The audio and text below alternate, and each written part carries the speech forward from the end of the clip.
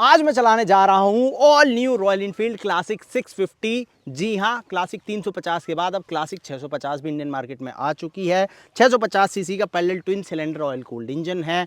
वही चेसिस, वही इंजन जो हमने सुपर मीटियोर, शॉटगन वगैरह में भी देखा है। लेकिन इस क्लासिक अवतार के साथ में ये बाइक चलने में कैसी है, क्या राइड एंड फील आएगा, कहाँ क्या प्रॉब्लम है, सबकी बात करेंगे आज के इस वीडियो में। तो बिना किसी देर के वीडियो को करते हैं शुरू। आगे बढ़ने से पहले एक ही रिक्वेस्ट है, यदि चैनल पर नए हो तो सब्सक्राइब कर लेना और नोटिफिकेशन बेल को ऑन कर दें।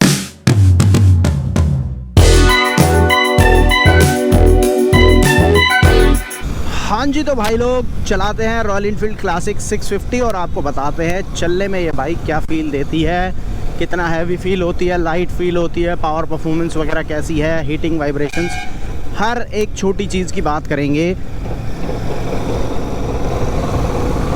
तो सबसे पहले आप साउंड सुनो, कैसा आता है मुझे कमेंट में बताना।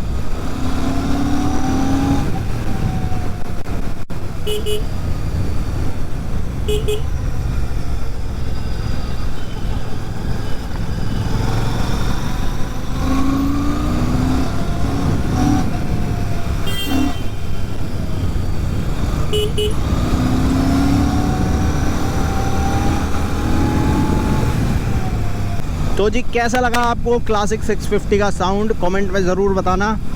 बात करते हैं अब बाइक के बारे में। तो सबसे पहली चीज़ मैं जो बात करूँगा वो होगी सीटिंग के बारे में। 800 mm की सीट हाइट के साथ में बाइक आती है। मेरी हाइट 5 फुट 8 इंच है और अच्छी खासी वाइड सीट आपको मिलती है। यहाँ हैंडल बार भी देखोगे तो काफ़ी वाइड हो जाता है। सामने से मीटर कंसोल का सेटअप जो है वो वैसा ही नज़र आएगा जैसे हमें क्लासिक 350 में मिलता है, पर ये वाला पार्ट भी पूरा अच्छा खासा चौड़ा है और सीट्स भी जो हैं वो काफ़ी चौड़ी हैं। तो क्या फ़ील है, 5 फीट 8 इंच के हिसाब से अगर मैं बताऊं, मेरे दोनों पैर जम रहे हैं नीचे और पूरे पंजे जम जा रहे हैं दोनों साइड पे। कोई दिक्कत खास है नहीं, लेकिन हाँ वज़न बाइक का अच्छा खासा है, 243 किलोग्राम है और पैनल्स की चौड़ाई अच्छी है। तो अगर आपकी हाइट कम है तो आपको प्रॉब्लम हो सकती है, लेकिन अगर आपकी हाइट मेरी हाइट के आसपास है तो कोई दिक्कत है नहीं। और सिटिंग पोजीशन की अगर मैं बात करूँ तो हैंडल बार जो है वो थोड़ा सा ऐसे अंदर की तरफ आया हुआ है, जिसकी वजह से बहुत ज़्यादा मुझे आगे झुकने की ज़रूरत नहीं है और थोड़ा सा ये अलग फील भी देता है। साथ ही टैंक अगर आप देखो तो यहाँ से चौड़ाई आपको काफ़ी अच्छी खासी मिल जाती है। 14.7 लीटर का फ्यूल टैंक है, तो पैर भी आपके काफ़ी अच्छे खुलते हैं। तो ओवरऑल काफ़ी कंफर्टेबल सिटिंग पोजीशन आपको इसके साथ में मिलेगी। कहीं भी उसके अंदर कोई प्रॉब्लम मुझे नज़र नहीं आ रही है। अपनी हाइट के हिसाब से अगर मैं बात करूं, अगर आप शॉर्ट हाइट राइडर हो तो आपको दिक्कत हो सकती है, क्योंकि पैनल की चौड़ाई ज़्यादा होने की वजह से आपके पैर जो हैं वो थोड़े से ज़्यादा खुलेंगे। अब बात करें भाई हैंडल बार पे मिलने वाले इन स्विच गियर्स की, कैसे हैं, क्या फ़ील देता है। तो ये एकदम क्रोम फिनिश में आपको दिया गया है, प्रीमियम टच है। स्विचेस वैसे ही हैं। हाँ, हॉर्न स्विच वगैरह जो है वो सब रीचेबल है। लीवर जो हैं वो दोनों साइड पे ही आपको एडजस्टमेंट के साथ में मिलते हैं, तो आप अपने हिसाब से इनको एडजस्ट कर सकते हो। अगर आपके हाथ बड़े हैं तो आप इनको ज़्यादा खोल कर रख सकते हो, तो वो चीज़ अच्छी है इसके साथ में, वहाँ पर कोई प्रॉब्लम नहीं है। और मिरर्स वगैरह भी जो हैं वो अच्छे दिए गए हैं, सर्कुलर शेप में है जैसे रॉयल इनफील्ड अपनी सभी बाइक्स में देता है। पीछे का व्यू जो है वो अच्छा आ जाता है और इनिशियली अगर मैं बात करूँ 90-100 की स्पीड तक आपको बहुत ज़्यादा कोई वाइब्रेशन भी फील नहीं होते हैं, मतलब मिरर्स पे। तो आपका व्यू जो है वो अच्छा आपको मिलता रहता है। और बाकी देखो रॉयल इनफील्ड क्लासिक 650 जो है वो उसी प्लेटफॉर्म और इंजन को यूज़ करके बनाई गई है जिस पे हमें रॉयल इनफील्ड की तरफ से super meteor, continental GT interceptor जैसी मोटरसाइकिल्स देखने को मिलती हैं। तो वही प्लेटफॉर्म, वही इंजन जो है वो यहाँ पर यूज़ किया है रॉयल इनफील्ड ने। और ये इंजन 650 सीसी का पैरेलल ट्विन सिलेंडर इंजन है, जो कि आपको देता है ऑलमोस्ट 47 bhp की पावर, 52 न्यूटन मीटर टॉर्क के साथ में। तो इंजन काफ़ी ज़्यादा टॉर्की है और काफ़ी बढ़िया पावर भी आपको इसमें मिलती है। 6 स्पीड का गियर बॉक्स है। और अगर आप लॉन्ग राइड वगैरह के हिसाब से देखोगे, हाईवे राइड्स के हिसाब से देखोगे, तो ये इंजन आपको काफ़ी बढ़िया फील देता है, क्योंकि बड़ा इंजन है तो पावर वगैरह अच्छी मिलती है और आपकी क्रूजिंग एबिलिटी जो है वो बढ़ जाती है। अभी मैं अगर देखोगे 80 के आसपास क्रूज़ कर रहा हूँ, कोई वाइब्रेशन नहीं है किसी तरह का अभी, ना हैंडल पे, ना हाथों पे, ना मिरर्स पे। तो कंफर्टेबल हो जाती है राइड, अगर आप लॉन्ग राइड्स के हिसाब से इसको देखो। बाकी इस प्राइस पॉइंट पर जहाँ पर ये मोटरसाइकिल ऑफ़र की जाती है वहाँ पर रॉयल इनफील्ड के अलावा कोई और ब्रांड नहीं है जो आपको 650 सीसी या ट्विन सिलेंडर इंजन ऑफ़र करता हो, वो भी इतने बड़े डीलरशिप नेटवर्क के साथ में। तो ये भी एक बड़ा प्लस पॉइंट होता है रॉयल इनफील्ड के साथ। बात करें बाकी चीज़ों की, जैसे कि ब्रेकिंग कैसी है, टायर्स वगैरह कैसे हैं, उन सब की, तो रॉयल इनफील्ड क्लासिक 650 के अंदर आपको डुअल डिस्क ब्रेक सेटअप मिलता है। आगे आपको 320 mm का डिस्क ब्रेक मिलेगा, पीछे आपको 300 mm का डिस्क ब्रेक मिलता है। डुअल डिस्क ब्रेक के साथ में डुअल चैनल ABS है। और ब्रेकिंग बाइट्स की अगर मैं बात करूं तो वो जो है आपको काफ़ी अच्छी मिलती हैं, और कंट्रोल जो है वो आपका बाइक पे काफ़ी बढ़िया रहता है, जो कि अच्छा लगा मुझे इसके हिसाब से, क्योंकि ये बाइक जो है वो काफ़ी हैवी वेट है और लॉन्ग टूरिंग वगैरह में जब आप इसको इस्तेमाल करोगे तो एक अच्छी ब्रेकिंग की रिक्वायरमेंट होती है। तो ब्रेक्स वगैरह भी यहाँ पर अच्छे दिए गए हैं, अच्छे से ये काम करते हैं अपना, कोई प्रॉब्लम उनके साथ में नहीं है। टायर्स वगैरह की बात करूँ तो आगे 19 इंच का व्हील है, पीछे आपको 18 इंच का व्हील मिलेगा। आगे 100 सेक्शन का टायर है और पीछे 140 सेक्शन का टायर है। तो टायर की चौड़ाई वगैरह अच्छी मिलती है, और रोड पर ग्रिप जो अभी तक मुझे फ़ील हो रही है वो अच्छी फ़ील हो रही है। हालांकि मैंने ख़राब रास्तों में नहीं चलाया है इसको, तो अगर आप ऑफ रोड पैच पर जाते हो या ख़राब रास्तों में जाओगे, जाहिर सी बात है ये ऑफ रोडिंग के लिए नहीं है, लेकिन हाँ जब आप लॉन्ग राइड वगैरह करते हो तो कैसा भी रास्ता जो है वो हो सकता है, आ सकता है। तो ऐसी कंडीशन में ये टायर किस तरह की ग्रिप ऑफ़र करेंगे वो अभी मैं चेक नहीं कर पाया हूँ। एक चीज़ जो अभी मैंने चेक की है वो है इसका टर्निंग रेडियस। अगर आप इस बाइक को घुमा रहे हो, मोड़ रहे हो, तो आपको अच्छी खासी जगह चाहिए। उसका ये वजह है इसका वज़न और इसका साइज़ भी काफ़ी बड़े साइज़ की मोटरसाइकिल है, और उसके बाद में वेट भी काफ़ी ज़्यादा है, और जिसकी वजह से आप अपने पैर पर उतना लोड नहीं लेना चाहोगे। इसलिए इसको टर्न कराने के लिए आपको ज़्यादा जगह की ज़रूरत पड़ने वाली है। तो टर्निंग रेडियस इसका जो है वो काफ़ी अच्छा खासा आपको मिलता है, और साइज़ अच्छा बड़ा होने की वजह से इसकी रोड प्रेजेंस जो है ना वो काफ़ी बढ़िया आती है। मतलब एक ऐसी मोटरसाइकिल है जिसको लोग देखते हैं रोड पर।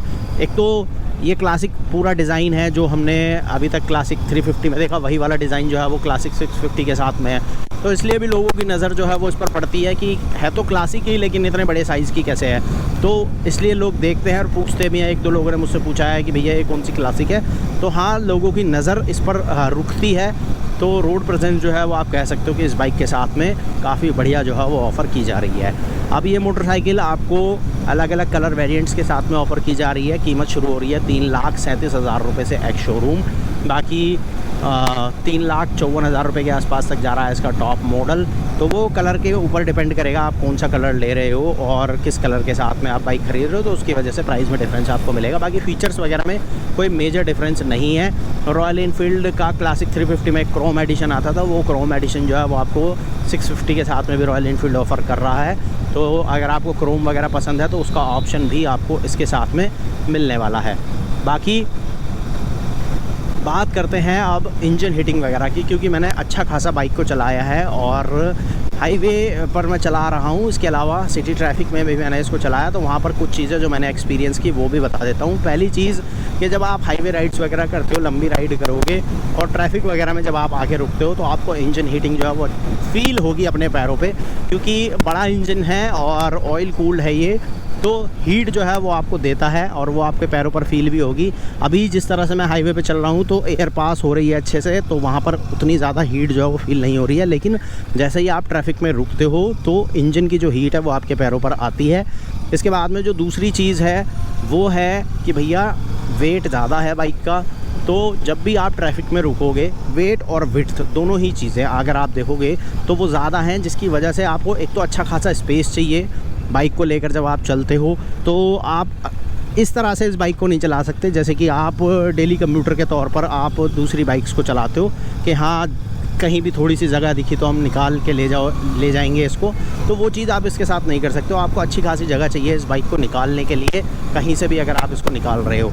दूसरी चीज़ कि इसका जो है वेट ज़्यादा है, जिसकी वजह से भी आप इसको थोड़ा सा संभाल कर चलाना पसंद करोगे, क्योंकि अगर आप थोड़ा भी इधर उधर हुए और बाइक गिरती है तो आपको चोट भी लग सकती है और इसको फिर उठाना भी एक मुसीबत वाली बात होगी, क्योंकि 243 किलोग्राम अच्छा खासा वेट हो जाता है। और अगर आप मेरी तरह दुबले पतले हो, हल्के हो, तो फिर आपको प्रॉब्लम जो है वो हो सकती है। बाकी बात करें सस्पेंशन वगैरह की, तो बाइक के अंदर फ्रंट में टेलीस्कोपिक सस्पेंशन ऑफर किया गया है। रियर के अंदर spring loaded twin shock observer हैं जो कि हाईवे पर राइड्स करते हुए आपको बढ़िया स्टेबिलिटी दे रहे हैं, कोई दिक्कत नहीं है उसके साथ में। बाकी भाई देखो, क्लच और गियर वगैरह की बात करूं तो उसमें कोई प्रॉब्लम नहीं है, वो आपको बढ़िया नज़र आएगा। यहाँ पर क्लच भी बहुत ज़्यादा हार्ड नहीं है और गियर शिफ्टिंग भी स्मूथ है। साथ ही साथ ये बड़ा इंजन तो है, लेकिन यहाँ आपको बार बार गियर शिफ्ट करने की ज़रूरत नहीं है। मतलब अगर आप लो स्पीड पर आ जाते हो और हाई गियर में हो तो वहाँ से भी आप बाइक को उठा सकते हो, कोई प्रॉब्लम आपको नहीं होगी। और ये चीज़ सिटी ट्रैफिक के लिए अच्छी होती है, जहाँ पर सिटी में ट्रैफिक होता है, हमें बार बार गियर शिफ्ट करना पड़ता है, तो वो चीज़ इसके साथ आपको बार बार करने की ज़रूरत नहीं है। अगर आप हाई गियर में भी हो, जैसे आप तीसरे गियर में हो और आप लो स्पीड पे चल रहे हो, तो आप वो चीज़ कर सकते हो इसके साथ में। ये भी आपको इस बाइक के साथ में अच्छा नज़र आएगा। तो देखो, हाई स्पीड वगैरह में तो आप बढ़िया चला लोगे इस बाइक को, कोई प्रॉब्लम नहीं होती। लेकिन हाँ, ट्रैफिक वगैरह में आपको जगह अच्छी खासी चाहिए। मतलब अभी जैसे यहाँ स्पेस है, तो एक बार आपको सोचना पड़ेगा कि इतने स्पेस में निकालूँ ना निकालूँ, निकल पाएगी या नहीं निकल पाएगी। तो वो एक चीज़ है, और वो उसका रीज़न जो है, वो सबसे बड़ा रीज़न है इसकी विड्थ, क्योंकि बाइक की चौड़ाई अच्छी खासी है और ऊपर से यहाँ पर लेग गार्ड भी लगा हुआ है, तो जिसमें चौड़ाई जो है वो और ज़्यादा बढ़ जाती है। और अंदर से एक कॉन्फिडेंस नहीं आता कि कम स्पेस में मैं इस बाइक को घुसा दूं, क्योंकि डर रहता है यार, लेग गार्ड बाहर है, किसी भी गाड़ी में टच हो सकता है। और ऊपर से बाइक का वज़न भी ज़्यादा है, क्योंकि अगर मैं ज़रा सा भी कहीं टच हुआ और बाइक अनस्टेबल हुई तो मैं संभालना नहीं पाऊँगा, और ना मैं संभालना चाहूँगा, क्योंकि संभालने में आप और ज़्यादा चोट खाओगे। तो ऐसी कंडीशन में आप यही चाहोगे गिर रही है तो गिर जाने दो, तो वो वाली चीज़ है। और उसको अवॉइड अगर आपको करना है तो बस यही है कि ट्रैफिक वगैरह में आप थोड़ा सा ध्यान से संभाल के इस बाइक को चलाना, और कम जगहों में घुसने में थोड़ा सा आपको देखकर चलना पड़ेगा कि स्पेस है नहीं है। अगर है स्पेस तभी आप घुस पाओगे, वैसे कोशिश मत करना, क्योंकि दिक्कत हो सकती है। और इस तरह अगर आपको ट्रैफिक में 2-4 किलोमीटर बाइक चलानी पड़ेगी तो फिर आपको थोड़ी थकावट जो है वो हो जाएगी, क्योंकि बाइक का वेट है अच्छा खासा, और वो चीज़ आपको हैंडल पे और आपके पैरों पे हर जगह फील भी होगा। तो भाई अभी आ चुके हैं हम ख़राब रास्तों की तरफ, और यहाँ पर जो सड़कें हैं वो टूटी फूटी हैं, तो थोड़ा सा हमें संभाल कर चलना होता है, धीरे भी, और इससे थोड़ा सा कंफर्ट टेस्ट भी हो जाएगा और ग्राउंड क्लियरेंस का टेस्ट भी हो जाएगा।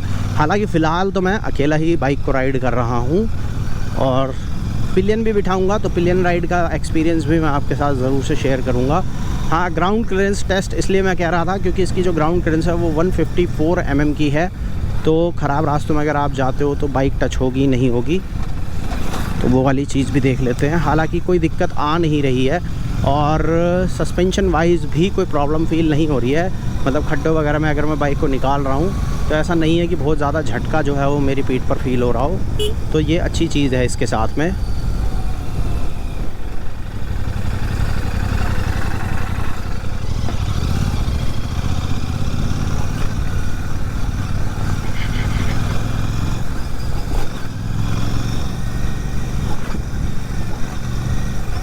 तो भाई सस्पेंशन वगैरह जो है वो अच्छा फील दे रहा है, कोई दिक्कत है नहीं, वहाँ पर भी आप इसमें कोई कमी नहीं बता पाओगे। और एक चीज़ सस्पेंशन की इसलिए भी मेंशन कर रहा हूँ क्योंकि सुपर मीटियोर भी सेम प्लेटफॉर्म सेम इंजन के साथ में आती है, लेकिन उसका रियर सस्पेंशन जो है वो काफ़ी ज़्यादा स्टिफ है। वो चीज़ इसके साथ में नहीं है, इसका रियर सस्पेंशन उतना ज़्यादा स्टिफ नहीं है जितना कि हमें सुपर मीटियोर का मिलता है, तो ये बढ़िया चीज़ है क्लासिक के साथ में। और व्हील्स वगैरह की बात करें तो भाई यहाँ पर देखो स्पोक व्हील्स के साथ में बाइक आपको मिलेगी, और ट्यूब टायर यहाँ पर दिए गए हैं, ट्यूबलेस नहीं है, जो आप एक कमी कह सकते हो, क्योंकि सुपर मीटियोर अगर आप देखोगे तो वहाँ पर आपको अलॉय व्हील ट्यूबलेस टायर्स मिल जाते हैं। शॉटगन 650 में भी आपको अलॉय व्हील ट्यूबलेस टायर्स मिलते हैं, लेकिन इसके अंदर क्लासिक लुक रखने के लिए रॉयल एनफील्ड ने स्पोक व्हील ट्यूब टायर ही ऑफ़र किए हैं। मुझे ऐसा लगता है कि अलॉय व्हील का ऑप्शन होना चाहिए था, या फिर एज एन एक्सेसरी शायद कंपनी जो है वो बाद में निकाल दे उनको, तो वो चीज़ है। बाकी फ़िलहाल अगर आप देखोगे तो ट्यूब टायर ही इसमें मिलने वाले हैं, जो कि एक नेगेटिव पॉइंट आप कह सकते हो। बाकी रॉयल एनफील्ड के पास क्रॉस स्पोक ट्यूबलेस वाला सिस्टम भी है, जो कि हमने हिमालयन वगैरह में देखा है, तो हो सकता है इन फ्यूचर वो वाली चीज़ हमें इसके साथ में देखने को मिल जाए। वो चीज़ अगर आज आ जाती है तो वो भी अच्छी चीज़ होगी, क्योंकि उससे भी आपकी जो राइड है वो कंफर्टेबल होने वाली है। बाकी ओवरऑल ये बाइक चलने में कैसी मुझे लगी, सारी चीज़ें मैंने आपके साथ में शेयर कर दी हैं। आप मुझे कमेंट में बताना रॉयल एनफील्ड क्लासिक 650 आपको कैसी लगी, और इस बाइक के बारे में यदि कुछ और जानना है तो वो भी आप कमेंट में पूछ सकते हो। और यहाँ पड़ रहा है कूड़ा, तो यहाँ से घुमा लेते हैं वापस।